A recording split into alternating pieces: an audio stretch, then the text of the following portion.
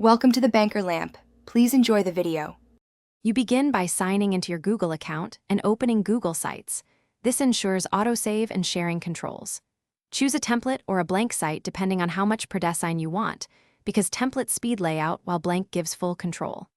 Once done, create a home page, set a title, and upload your logo and a short bio. Make sure to organize the 6 to 12 strongest portfolio pieces in a folder so you can add them quickly. You now build the work pages, creating distinct sections for case studies and project galleries because clarity helps viewers scan. Add pages via the sidebar, then insert layout blocks and columns to align images and descriptions. Use image carousels for multiple visuals. Once you add a project, include a short text with your role, tools used, measurable outcomes, and year so viewers understand impact. Make sure to link related files. You finish by refining navigation order and adding SEO meta descriptions so your portfolio is discoverable. Set sharing to anyone with link if needed.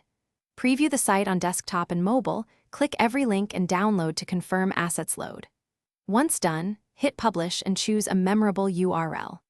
If something breaks, re-upload the original media files, check drive permissions, and clear browser cache. These steps fix most loading or permission issues quickly.